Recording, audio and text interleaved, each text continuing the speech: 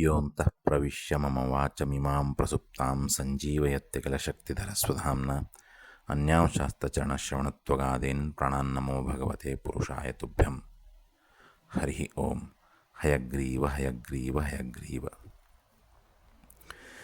ನಾಹಂ ಬಿಬೇಮಿ ನಿರಯಾನ್ನಾಧನ್ಯಾತ್ ಅಸುಖಾರ್ಣವಾತ್ ನ ಸ್ಥಾನಚ್ಯವನಾತ್ ಮೃತ್ಯೋರ್ಯಥಾ ವಿಪ್ರ ಪ್ರಲಂಬನಾತ್. ಅಂದರೆ ಬ್ರಾಹ್ಮಣನಲ್ಲಿ ಪ್ರತಿಜ್ಞೆ ಮಾಡಿ ಅವನಿಗೆ ಮೋಸ ಮಾಡುವುದಕ್ಕೆ ಹೆದರುವಷ್ಟು ನಾನು ನರಕದಿಂದ, ದರಿದ್ರತೆಯಿಂದ, ದುಃಖದ ಸಮುದ್ರದಿಂದ, ರಾಜ್ಯ ನಾಶದಿಂದ ಮತ್ತು ಸಾವಿನಿಂದಲೂ ಹೆದರುವುದಿಲ್ಲ ಎಂಬುದು ಇದರ ಅರ್ಥ.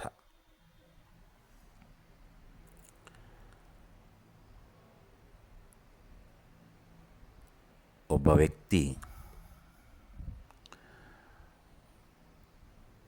ಯಾವುದೋ ಒಂದು ಕಾರ್ಯವನ್ನು ನೆರವೇರಿಸಿಕೊಡ್ತೇನೆ ಅಂತ ಇನ್ನೊಬ್ಬನಿಗೆ ಮಾತು ಕೊಟ್ಟು ಆ ಕಾರ್ಯವನ್ನು ನೆರವೇರಿಸದೇ ಇದ್ದರೆ ಸಹಜವಾಗಿಯೇ ಅದರಿಂದ ಪಾಪ ಬರ್ತದೆ. ಆದರೆ ಬ್ರಾಹ್ಮಣನಿಗೆ ಮಾತು ಕೊಟ್ಟು ಅದನ್ನು ನೆರವೇರಿಸದೇ ಇದ್ದರೆ ಅದು ಬರೀ ಪಾಪ ಅಲ್ಲ, ಮಹಾಪಾಪವಾಗಿ ಪರಿಣಮಿಸ್ತದೆ ಹಾಗೂ ಮಹತ್ತರವಾದ ಅನರ್ಥಕ್ಕೂ ಕಾರಣವಾಗ್ತದೆ ಅನ್ನೋದು ಶಾಸ್ತ್ರದ ಅಭಿಪ್ರಾಯ. ಹಾಗಾಗಿ ಬ್ರಾಹ್ಮಣನಿಗೆ ಒಮ್ಮೆ ಒಂದು ಕಾರ್ಯವನ್ನು ನೆರವೇರಿಸ್ತೇನೆ ಎಂಬುದಾಗಿ ಮಾತು ಕೊಟ್ಟರೆ ಅದನ್ನು ಶತಪ್ರಯತ್ನ ಮಾಡಿ ನೆರವೇರಿಸಿಕೊಡಲೇಬೇಕು. ಇತರರಿಗೆ ಮಾತು ಕೊಟ್ಟು ಅಕಸ್ಮಾತ್ ಯಾವುದೋ ಕಾರಣದಿಂದ ನೆರವೇರಿಸಲಿಕ್ಕಾಗದೇ ಇದ್ದಾಗ ಪಾಪ ತಗಲಿದರೂ ಮಹಾಪಾಪ ಅಥವಾ ಅನರ್ಥ ಆಗೋದಿಲ್ಲ. ಆದರೆ ಬ್ರಾಹ್ಮಣನಿಗೆ, ಸಚ್ಚಾರಿತ್ರ ಸಂಪನ್ನನಾದಂತಹ ಬ್ರಾಹ್ಮಣನಿಗೆ,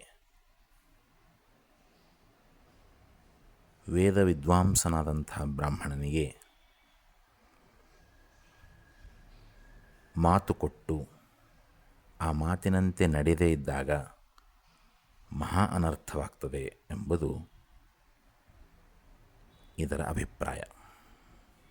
ಇಲ್ಲಿ ಪಟ್ಟಿ ಮಾಡಿ ಹೇಳಿರುವಂಥದ್ದೇನೆಂದರೆ, ನರಕದಿಂದ ಹೆದರೋದಿಲ್ಲ, ದರಿದ್ರತೆಯಿಂದ ಹೆದರೋದಿಲ್ಲ, ದುಃಖದ ಸಮುದ್ರದಿಂದ ಹೆದರೋದಿಲ್ಲ, ಸರ್ವನಾಶದಿಂದಲೂ ಹೆದರೋದಿಲ್ಲ.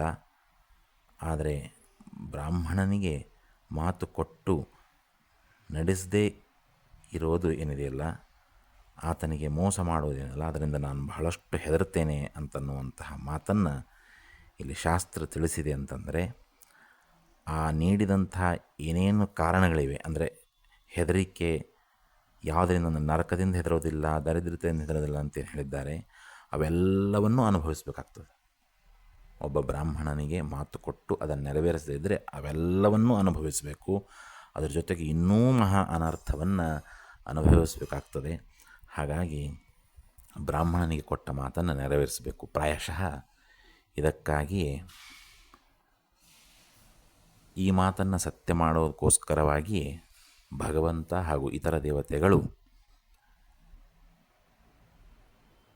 ಬ್ರಾಹ್ಮಣನ ವೇಷದಲ್ಲಿಯೇ ಬಂದು ಯಾಚನೆ ಮಾಡುವಂತೆ ನಟನೆ ಮಾಡಿ ತಮ್ಮ ಕಾರ್ಯವನ್ನು ಸಿದ್ಧಿಸಿಕೊಂಡದ್ದು ಶಾಸ್ತ್ರಗಳಲ್ಲಿ ನಾವು ಕಾಣ್ತೇವೆ.